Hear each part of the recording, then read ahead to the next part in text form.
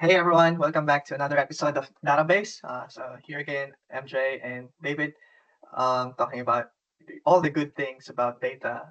But lately, our headspace is more on Fabric. I think every Microsoft T or data engineers within the Microsoft ecosystem is really hyping about Fabric, and we're very excited. Like all new things happening week by week. It's hard to keep up. It's not just about data engineering, data science, AI capabilities, networking capabilities, platform capabilities, architecture, governance with Purview. It's just so many things happening. Yeah, so David and I will continue on from where we left off on the previous episode. Um, yeah, I guess David, take it away. Yeah, so last week, just a quick capture. We've got some weather data in blob storage, in AWS Gen 2 storage, and been able to actually copy those data into a Lakehouse table. And we for this week we want to continue the journey and lead us towards getting the final reporting. So let me share my screen. So between last week since we did video, it's just been very there's been a lot of exploration about how do I do this, how do I do that, and on when I follow the fabric training thing, everything seems smooth. Again, when I start to do it, I kind of run into a lot of kind of decisions that is a little bit unclear about, and that's where MJ, you comes in. Like we had some really discussions about, hey, we should use copy to get it into data lake. And so I think for this video, we'll probably have a lot of those discussion as well. And so I'll quickly just get into the data set that we copy into data lake using the Azure Data Factory pipeline, the copy activity within that to do the copy. And so we Yep. we got all the data into this Lakehouse table. Great. And one thing since then, what I was trying to do is actually to implement that incremental refresh, right? That's what we talk about. We don't want to every single time. We can schedule the pipeline, yes. But as the data accumulate, there's no point, just wiping out all the historical data and reload it again. What we want to do is just tackle the delta, right? If we're doing a daily refresh, we just want to pick up the one that hasn't been loaded in the previous one and just load those ones in. And the method we're going to do it is the watermarking. For those who are watching, what's watermarking? Again, I have a very technical explanation of what's watermarking, but again, maybe David, like, can you just quickly explain what's watermarking? Yeah, it's basically just keeping a record. So my understanding is just keep a record in the database to say what was the last record, or when's this last refreshed, Like a record. marking. So yeah, that can be used for later on as a filter for the incremental refresh. Yeah, you want to elaborate a little bit on that? That's it, man. Like yeah, that's it. Yeah. And yeah, like I have a lot of thoughts about watermarking and the other avenues like CDC, symbolic linkings, and but that's probably another time where we can talk about that. Yeah, that definitely sounds interesting as well. So looking forward to that. So one thing I realized straight away, is like, okay, I want to create that watermarking table, right? And the fabric training is to say I'll create one in using store procedures. Yeah, that's fine, fair enough, right? But you probably get where I'm coming from with this now. It's like I'm in Lakehouse. I can't create store positions from Lakehouse. I can't even just run a query to create a new table easily in here, right? So that Yeah, was expected. Yeah, because yeah, in, yeah. in the training, all the data is already in the warehouse, so it's fine. But after we landed the data into Lakehouse, it's like, well, where do we go from here, right? Okay, I'll just make a quick comment there. So the watermarking approach really worked well with warehouse, right? And the watermarking kind of like technique was actually invented warehouse time. That's why it was already there since the 90s, early 2000s, right? Like, and data lake wasn't a thing yet during those times. That's why, yeah, like it makes perfect sense that watermarking is an approach that really works well with warehouse, but not on Lakehouse. Um, Yeah, because there's a different approach. Now you have to think of it like a lake house approach. How do you do watermarking or like capturing deltas on lake house or on lakes pretty much? Yeah, like I noticed that, and what I end up doing is I end up creating a warehouse based on this. Is then coming towards that. Okay, we have the bronze data sets, and we kind of move some of the data into Lakehouse tables. But based on that, I actually end up just creating a warehouse, still within the Fabric workspace, the same Fabric workspace. So I've created this data warehouse. And as you can see, I can create and save queries. Looks a lot more familiar and comfortable. To a certain degree, I can just go, oh, okay, here's my schema. I have my store procedures and everything in here. So this is what the watermarking or watermark table looks like, because we only have one table, so there's only one record here. So the fact whether and the watermark is this time, um, sometime Yeah. this morning. Yep. So and kind of well, I don't know whether unfortunately is the right word, but then I end up just might as well, instead of storing the data into Lakehouse, I actually just copy into the Yeah. data warehouse instead. Right. So Um, and yeah. yep, you go. No, no, no, well, a couple of callouts. First is the watermarking. That was good. And second is that although this is a warehouse, the underlying data is still in Delta Parquet format. So there's no SQL engine that's always on hosting all these tables. So meaning between that lake house and warehouse and event house, they still use the same um, like file format, which is the Delta Parquet format. And now you mentioned Yeah. about moving it from lakehouse to warehouse. Now, there's one technique that you can actually look at, which is like doing a shortcut between a lakehouse to warehouse. So you don't have to duplicate the data between the lakehouse and a warehouse. Yeah. Okay. So there are probably 2 to 3 permutations where this could go. They in my head, right? Like one, you can treat the warehouse literally as like a separate zone of its own. When I say zone, like you can call it like the bronze, silver, gold is their zones, and obviously that's medallion architecture. But in reality, there's no restriction on how many zones you can have. You can have Yeah. 20, 50, 2, 1, or something. Yeah. Um, so that means that if you've identified that the warehouse and the lake house are of separate zones, then that just means that you just treat them as separate. And now you have to define what makes them different.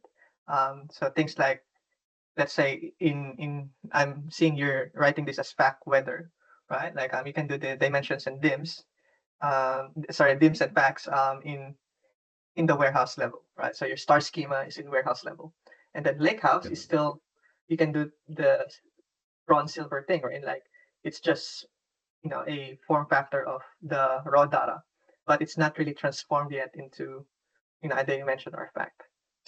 Yeah. Hence, there's still a complete separation between a lakehouse and a warehouse. Mm. However, the one I was mentioning earlier about shortcutting the lakehouse into the warehouse, I don't see it that much of a use case, to be honest. Like um yeah, it's probably like, do you even need the warehouse in the first place? Because it's most likely you can do a lake house to Power BI, direct lake method already, right? Yeah. um Yeah. yeah, that's why but that also begs the question why we came to this point in the first place, because you wanted to do watermarking, but what the reality is, watermarking is a warehouse approach. It's not really a lakehouse approach, right? Yeah. So that's why the question is watermarking the right approach to track deltas in a lakehouse? The answer is no. That's not how you track Right. changes in a lakehouse. You use a different technique. um Okay. yeah, you get where I'm coming from now, wherein like Yeah. because Yeah. we've No, identified that interesting. right.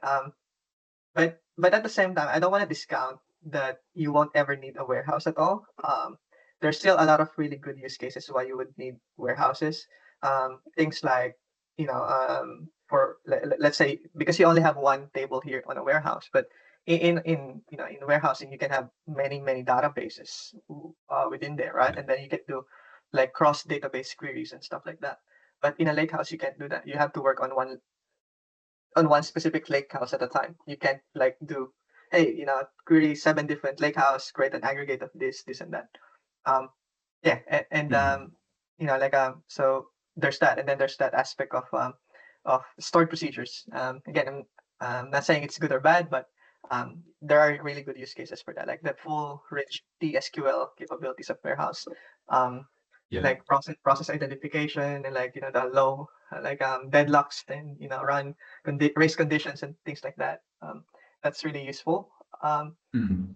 But yeah, like again, But that's why as part of that architecture, you just have to decide like, do you need the warehouse in the first place? And like maybe in an enterprise setup or like I guess there's that aspect in my head where it's like in the cloud where it's like there's a pre-cloud and a cloud native apps, where the pre-cloud right. are coming Yeah. from like a SQL Server type of workload, and then the cloud natives are like using Cosmos DB and that things like that. So I think Mm. it's kind of like similar, in my opinion, wherein the warehouse is more coming from those Mm. concepts, um, Yeah. and Lakehouse is just really different. I just want to show the data flow pipeline here, just to Mhm, explain how the watermark process, the incremental refresh process, is being implemented in the warehouse. And I think then you can point me to the Lakehouse approach. mhm, Yeah. So it's got three components in here. They're not linked. I should link this to as well. So the first one is the lookup. So the lookup activity in here is actually just running it's just looking at the watermark table in the warehouse, and it's getting there's only one record for that table at the moment, so I just get the first one. But if there's multiple, probably we'll go for the query. And then once it's identified the timing, the previous marking, it will then feed that as a parameter into the copy activity, so the start time. So this is the expression that's required. Like it looks new, but if you picking it up, you can actually just search for the functions, and yep, there's some very basic documentation about it, and it's fairly straightforward, I would say.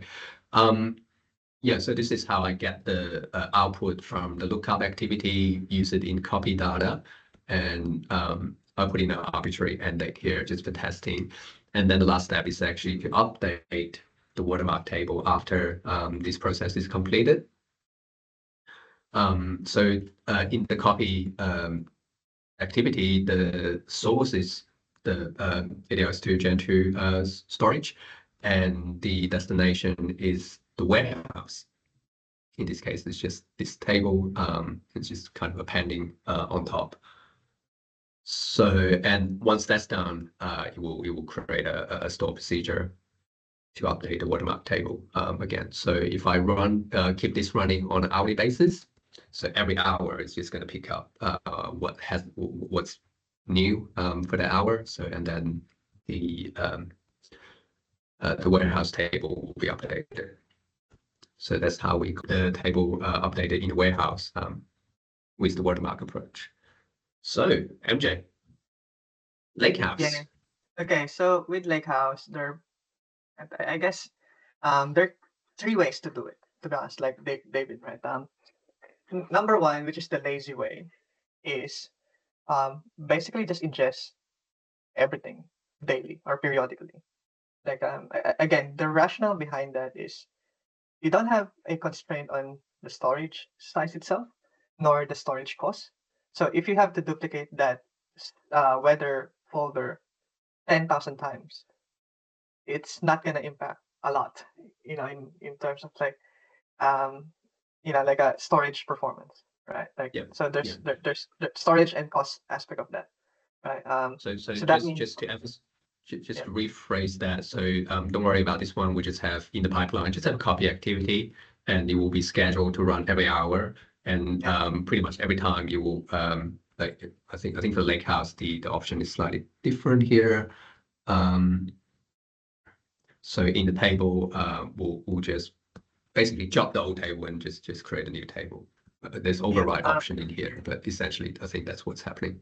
Yep. Yeah. Yeah. That's the second one I was going to talk about. Where the first one is just still on files level point of view, like just get a snapshot of that file, copy that, create a folder of those Yep. files that's marked or like named on that specific date timestamp, right? Like 2024 0808 ZZZZZ, which is like a snapshot of what's the source um, from that Yep.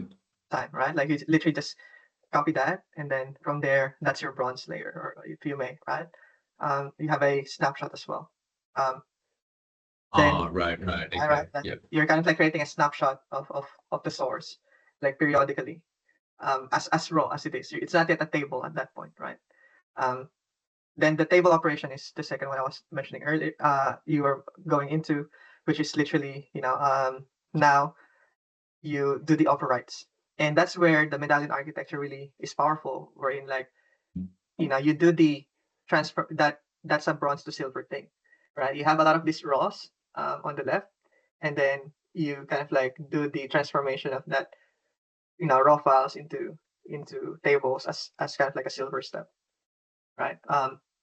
And yeah, like you just override, and because it's Delta Parquet, like it's so flexible. It's not a. It's really meant for that to do a lot of these overrides and a lot of this kind of like acid kind of like way of upserts and stuff. Like it's really optimized for that. So again, there's that laziness aspect of like it doesn't matter that much because it's not that expensive. It's not slow, um, and the lake was designed for this. It was a bit of struggle for you and probably me as well a couple of months back because I'm still thinking of the warehouse approach, which is like I'm always conscious about don't don't just like always have to think of performance. Like I don't want to create so many files, so many space and stuff like that.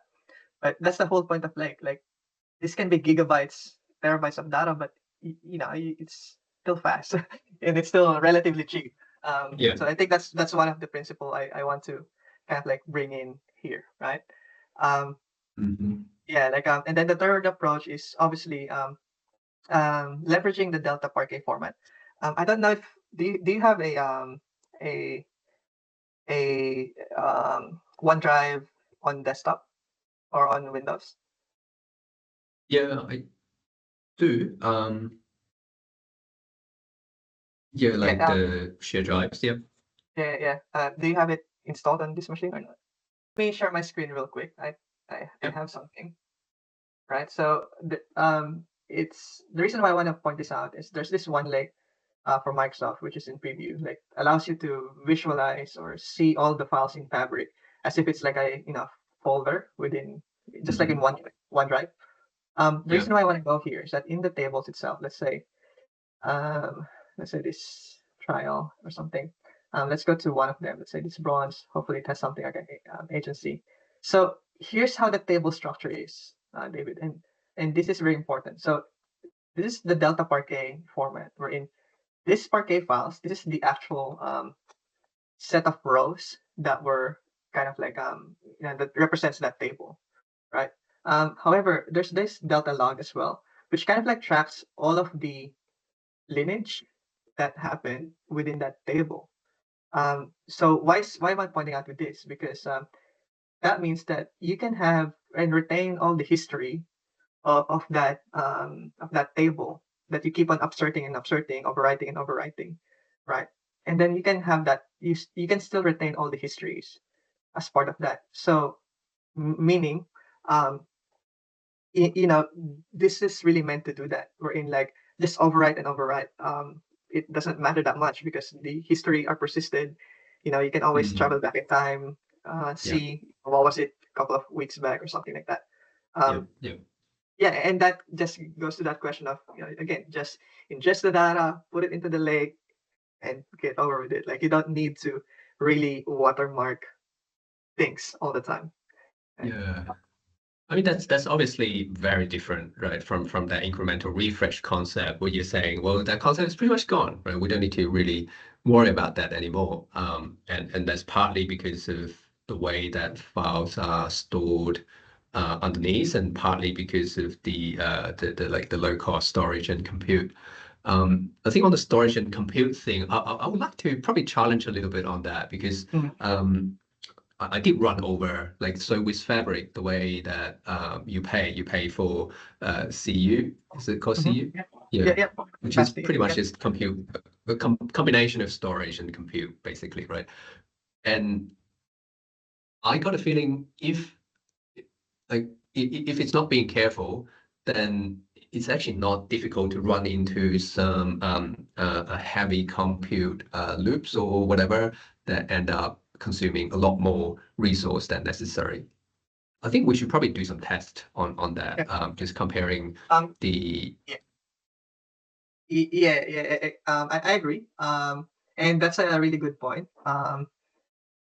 By the way, just to clarify on that one, so the cost aspect of storage is the one leg storage, which is like a couple of cents per gigabyte or something like that, right? So yeah again, right? And remember, with this whole Delta Lake Parquet thing, there's no running engine all the time. So meaning when it's at rest, they're literally just at rest. You're not really yeah using a compute to to keep the data stored. You know what I mean? Like it's just stored yeah as files, right, on one lake. So that's why you're yeah just paying that cents per gigabyte per month, right? Um, yeah. now, Let me yeah, yeah just on that, I think it's probably good. I really like the capacity matrix. It's actually quite useful. I've got a F2 capacity just for us to run these kind of demos, and it kind of breaks down where the compute are kind of going. And I was saying not in this month, but in one of the previous periods, they actually went over. if you have 10 gigabytes of data hosted on your one lake, it's 10 gigabytes data sleeping on one lake that you just have to pay the one lake storage cost. You don't need Yeah. a compute cost to host that 10 gigabytes of data. The Mhm. compute is really just for Spark to run the data flows, pipelines, some lakehouse warehouse operations here and there. Um, and yeah, and again, that's what's different from the classic SQL Server warehousing, right? Like you have to think of them at holistically at the same time. The storage capacity and the compute capacity is tightly integrated, right? But with lake houses and the data lake design in particular, compute and storage are just separate. If I kind of do come back to this, so what you're saying, and if I understand it correctly, so I'm the same pipeline is hourly scheduled to run every hour, and I run a copy activity in here, which is to copy everything from my OS Gen 2 storage into the Lakehouse table. Mhm. Yeah, And again, so if you skip to that part, yeah, that's one way to do it. Yeah.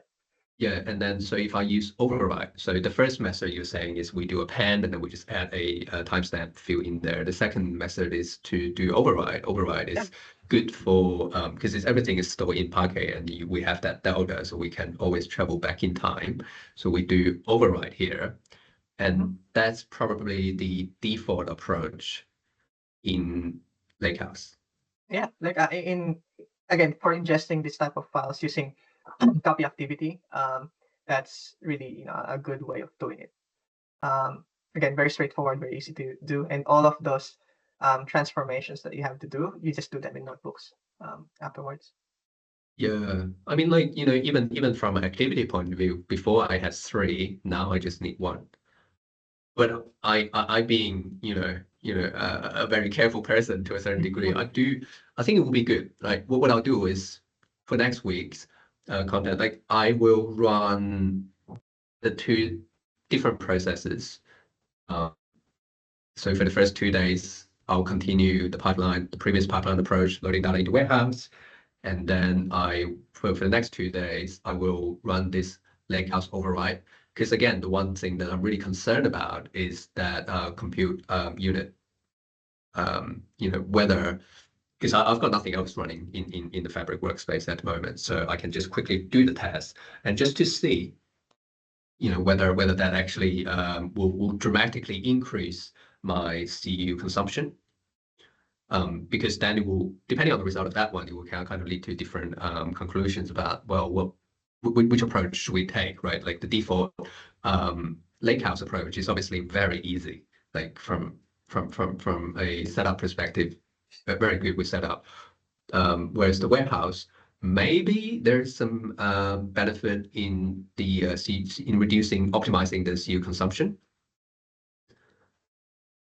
Mm-hmm. Yeah, maybe. Again, Yeah, I know. We can take camps now. We can take camps now. We can place a bet even. Let's see. yeah. Let's see. Do you think? Let's place a bet. Do you think the Lakehouse override, this approach is gonna double the CU? Do you think it's gonna Um, twice or higher?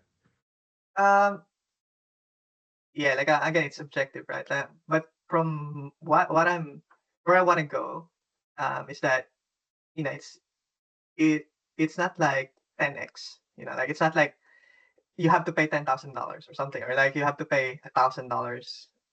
You know what I mean? Like, that's kind of like the idea that I'm So going with so this. so maybe twice is not, double is not really the thing. Like how about 5 times? Do you think it's Yeah, gonna yeah, be yeah. five No, times more? it's not gonna be 5 times. I don't think so. Not gonna be 5. So I will have to bet it's gonna be 5 times more than, Okay. so that we can have a bet. You know what I mean?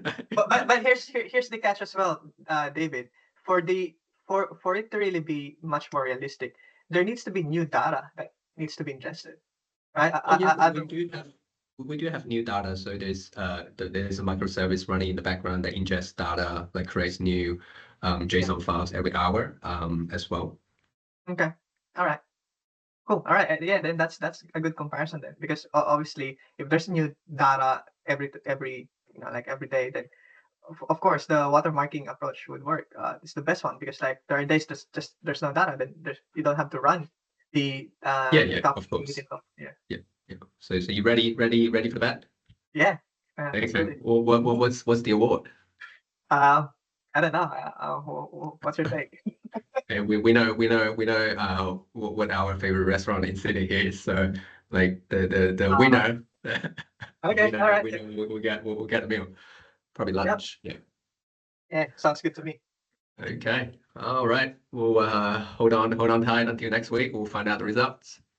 Awesome. Cool. All right. Thanks everyone for watching, and yeah, we'll wait for next week for the results.